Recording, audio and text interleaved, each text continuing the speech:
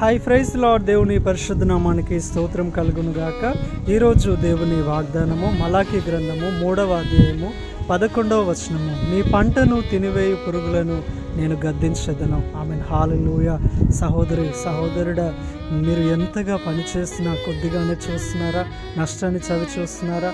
మీ పంట పొలము విషయమై, మీరు చేస్తున్న పనుల విషయమై, మీ చేతి పనుల విషయమై ఆశీర్వాదాన్ని, అభివృద్ధిని మీరు చూడలేకపోతున్నారా? ఎప్పుడు ఎంత పంట వేసినా కొద్దిగానే మీరు కోస్తున్నారా? కొద్దిగానే మీరు చూస్తున్నారా? మీరు ఆశించిన ప్రతిఫలం రావట్లేదా? మీరు ఆశించిన విధంగా ఫలితాన్ని పొందలేకపోతున్నారా? దేవుని యొక్క ఆశీర్వాదానికి దూరమైన స్థితిలో ఉన్నారా? దేవుని ఆశీర్వాదాన్ని పోగొట్టుకున్నారా?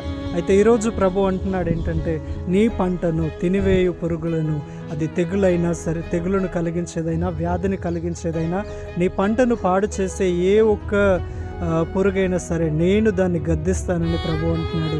నువ్వు కోల్పోయిన పంటను, నువ్వు కోల్పోయిన ఆశీర్వాదాన్ని, నువ్వు కోల్పోయిన కృపను మరలా నేను నీకు తిరిగి ఇస్తాను.